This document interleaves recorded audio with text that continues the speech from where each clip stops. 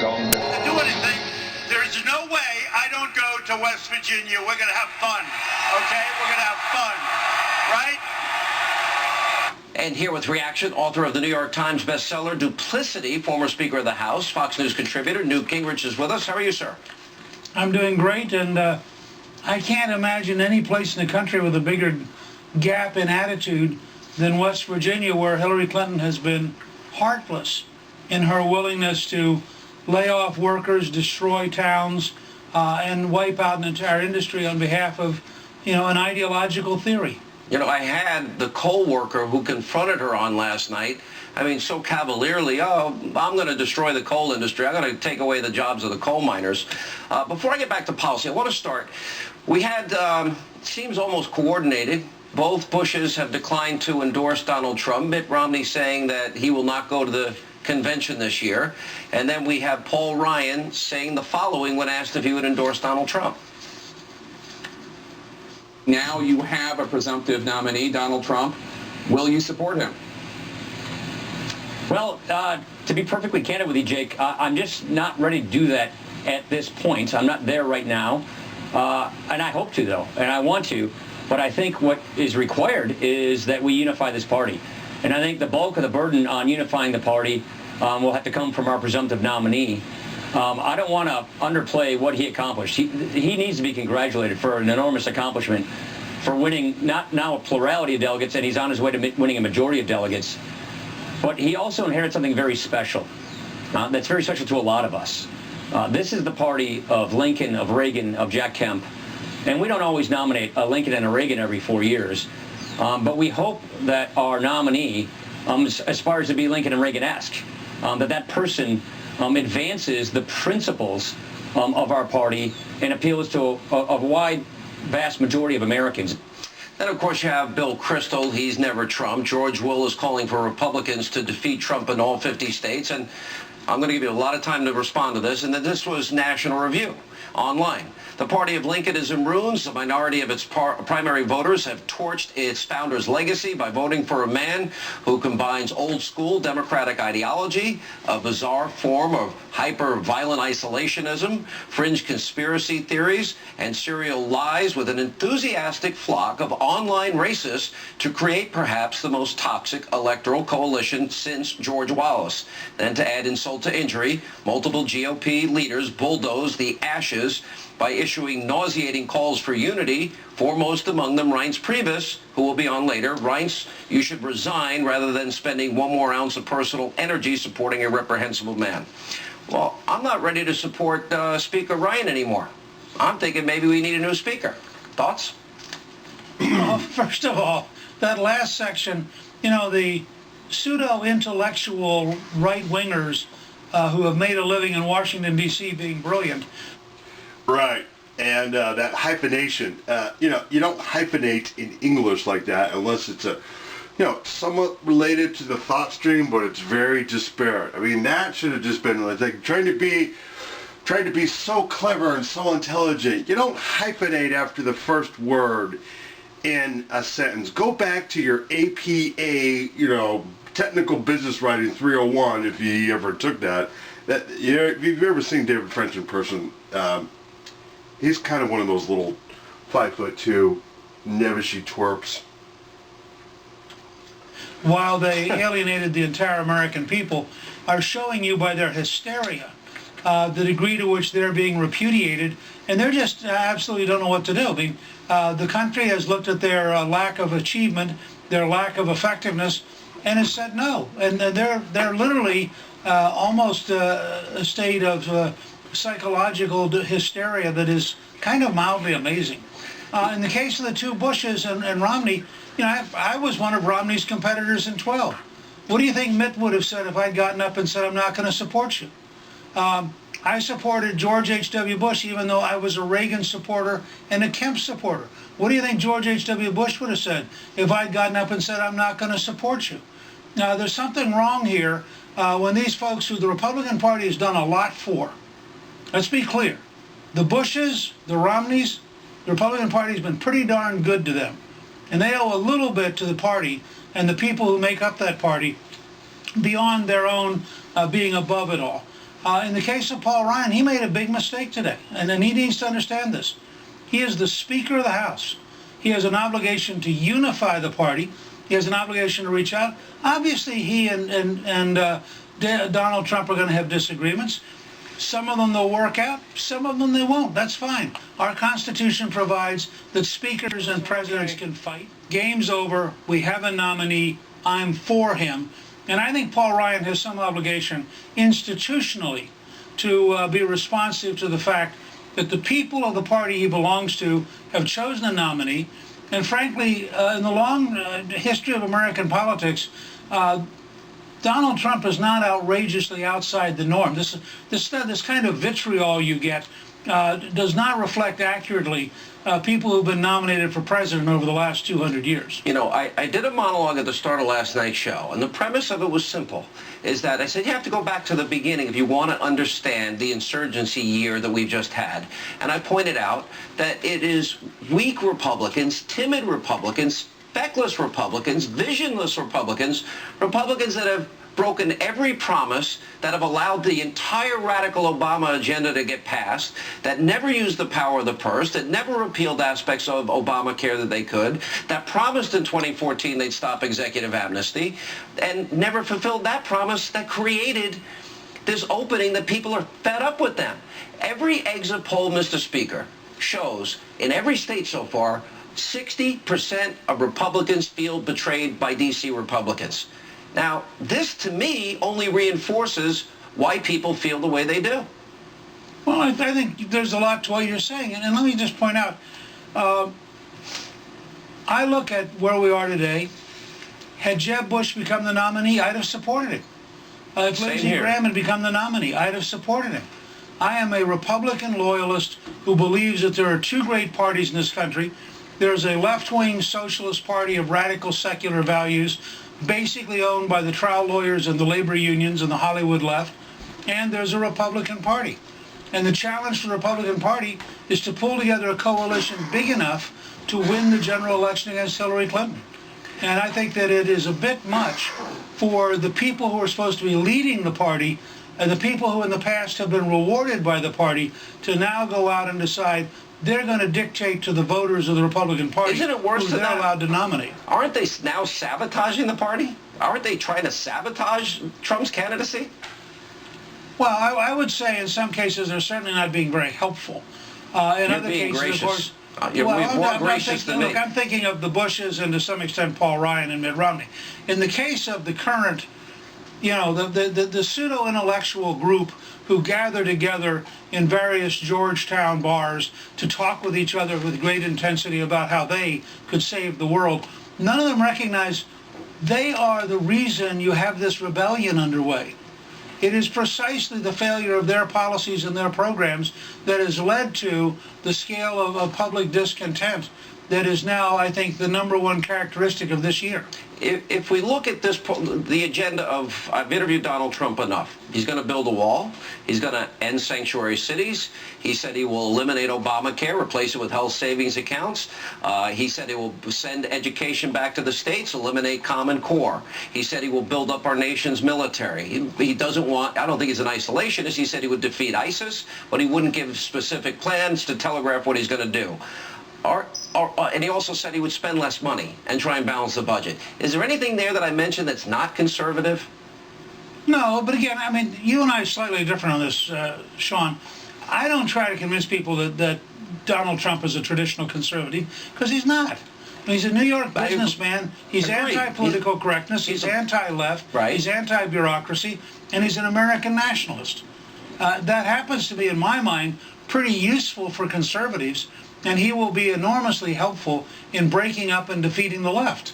That's why I'm a little puzzled by some of these folks who get quite so hysterical. Let me ask the question a different way. Is there any one policy you can think of that conservatives would be, I'm against that. He's pro-Second Amendment. He's pro-life. He does make exceptions for rape and incest and the mother's life. Well, of course, again, it depends what you mean by conservatives. Look, there are pro-immigration conservatives who hate the idea of the wall. There are Really? pro-intervention conservatives who'd like us to send another 100,000 troops to the Middle East. I mean, to be fair, somebody like Lindsey Graham has an honest, I disagree with him, but he has an honest belief that we need to be more interventionist, not less. So I do think in that sense there are some legitimate arguments underway, but I have to confess, I am so fed up with the foreign policy establishment in this country, the State Department as an institution, and the whole way we have mishandled this, not just under Obama, but also under George W. Bush, that I think having somebody come in with a clean slate and rethink it is going to be very healthy. Well, how many more wars can we fight, and how many more American lives are we going to lose only to have a war politicized and the gains that these guys make given back to even a worse enemy? Well, that's happened quite a bit. Look, you're in a situation, can anybody seriously argue that we are better off in Libya now that we managed to get rid of Gaddafi, Nope. which was one of Hillary's big goals? Can anyone seriously argue that we've been successful in Syria, in Iraq, in Yemen, in Somalia, in Afghanistan? I mean, you look at this disaster after 15 years, and having somebody have the guts to get up and say, let's rethink this, is not a bad idea. Welcome back to Hannity. So the Clinton campaign should be very worried tonight. An infamous hacker who goes by the name Guccifer has told Fox News that he broke into Hillary's private email server and says it was easy to do. Here with reaction, the host of Justice, Judge Janine Pirro. Hi, Judge. How are you? Hi. Good to see you. You know what I love about the quote before you get to the first question? Yeah. Is this guy Guccifer. You know what he says? Quote, "It was like an open orchid on the internet, and the ability to hack into our Secretary of State's emails was like so easy that 10 other people were in there hacking." Well, he gave it. Listen, now he was extradited from Romania to the United States. Yes. He says it's simple, and he said he's going to cooperate with officials. But wasn't the FBI investigation coming to a close? Well, what this says is when the United States government and the Romanian government agree that someone who is in prison in Romania is going to be extradited to the U.S. to give us evidence, that tells me that the FBI, and I said this a month ago on my show, the FBI is coming close to an end with this investigation. And so Hillary's campaign comes out and they says, oh, this guy is just a hacker and he's a liar, and they say something like, it's unfathomable that he would have gained access to her emails. Really? This is a home-brewed server in Chappaqua. No, it was a mom and pop shop server in a bathroom closet. Yes, in a bathroom closet. Yeah. And the other piece to it is the fact that this is a guy who is more likely than not to hack because it's very credible. This is what he does for a living. Yeah. So when they say, oh, it's not credible, are you kidding? Who's a better hacker than a hacker? Well, I don't think there's any doubt about how many crimes. I don't think there's any doubt he did it, and I would suspect China did it. I wouldn't be surprised that the Iranians did it. We read the Germans did it. Probably the Israelis did it. Right? I mean, so let's be honest here. So she denied that she ever sent or received classified information. But that's not even the biggest problem for her. Just putting it on the server is a problem, isn't it? That's right. And here's the thing. She can deny all she wants. The truth is that she had classified top secret SAP information. And if you're going to tell me that this woman, who was our Secretary of State with our public records, never had one classified document, one, a top secret, then she wasn't doing her job. We ought to get our money back. What was she talking about? Is there going to be a criminal referral by Comey? Absolutely. 100%. You're 100% convinced. I'm 100. Well, look, I haven't spoken to Jim Comey, who I respect, admire, but I believe it. If that's the case, will she get indicted? That's the next question. The hurdle is getting Loretta Lynch to give Jim Comey, who's a phenomenal prosecutor, access to a grand jury. All right. Grand jury hears it, she gets indicted. But Joe DeGeneva and Victoria Tunsing said there already likely is one. Nobody knows whether or not there's a grand jury right now, and it doesn't mean a darn thing one way or the other. Do you think she should go to jail over this? I think anyone who put the security of Americans at risk, where we have an ambassador and 3 other Americans who died waiting for help, when she is emailing Sidney Blumenthal, and it was the Guccifer who put truth to the lie when she said, I never discussed Benghazi, then you're darn right she should get jail. Well, tell us how you really feel. All right, thank you, Judge. I always do. Coming back to Hannity, Hillary Clinton is calling out Donald Trump and daring him to talk about her very long history of scandals. Take a look. He's made references to your marriage, to your husband. Are you prepared? Well, he's not the first one, Anderson. I can't say this often enough. If he wants to go back to the playbook of the 1990s, if he wants to follow in the footsteps of those who have tried to knock me down and take me out of the political arena, I'm more than happy to have him do that. You're ready for that? Oh, please. I mean, look, this is to me a classic case of a blustering, bullying guy who has knocked out of the way all the Republicans because they were just dumbfounded. They didn't know how to deal with him, and they couldn't take him on the issues because they basically agreed with him, and they didn't know how to counterpunch. Back with reaction, former Speaker of the House, Fox News contributor Newt Gingrich. I'm not buying that phony laugh of hers.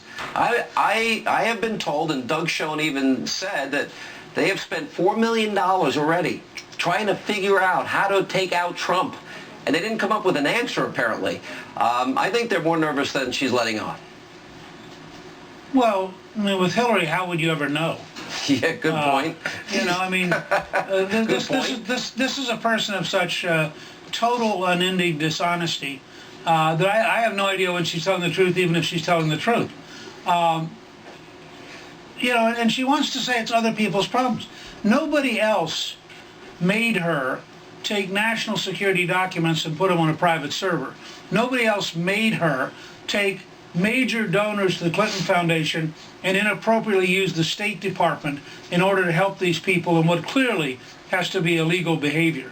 Nobody else has made her give $250,000 secret speeches to big Wall Street firms and then refuse to tell the country what she said to these big Wall Street firms for that kind of money. This is all her behavior. But I think there's a bigger thing here. I'm not actually a fan of making this a narrow Hillary versus Donald campaign. Take what she said about West Virginia, which is as chilling an example of the left-wing radicals as you're going to get. And then how to explain it other than what I said was totally out of context from what I meant, because I have been talking about helping coal country for a very long time. Wasn't out of context. She's against fracking, she's against drilling, she's against coal, and that poor guy's going to lose his job, and she was bragging about it, and Mr. Copley was on the show last night. The Bill and Hillary Clinton technique is to lie and stall and be stubborn. So you watched it perfectly last night. You saw the enthusiasm with which she told her liberal crowd, we're going to put these people out of work. And then you saw the soft voice and the desire to be understood, because after all, it was out of context.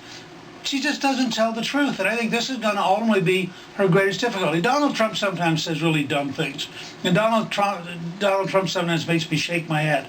But you always have the sense that you're seeing the real Donald Trump. Hillary Clinton, I never know if I'm seeing the real Hillary Clinton, because I have no idea which of the 75 versions is really her.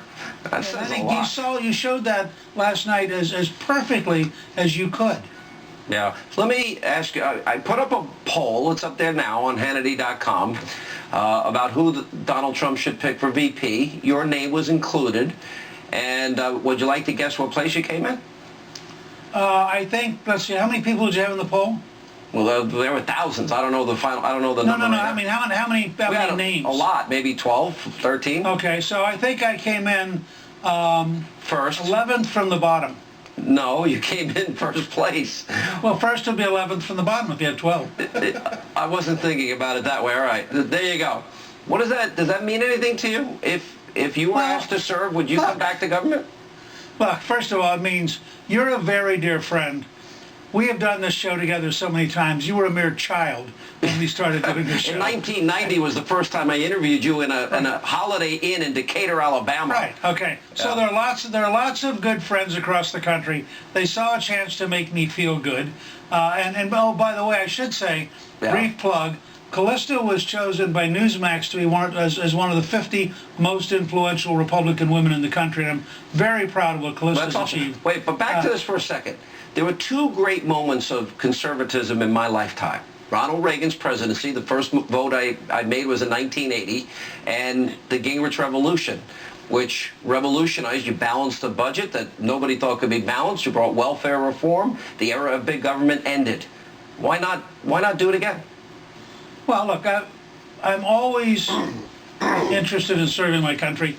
My dad spent 27 years in the infantry. It goes very deep in our family. But I think Donald Trump has to look at a lot of different people. He has got some great people to choose from. He's got to decide what's right for his team, what's right for his presidency. And obviously, I want to be helpful as much as I can. But I think this is his call and his choice, despite the effort of some of my closest friends to make sure he was aware. I didn't even vote yet. I didn't even vote on my own website. I don't think that's. I don't know if you have that many friends, to be honest with you. There are thousands and thousands of votes for you. Mr. Speaker, thanks for being with us. Appreciate it. Good to be with you.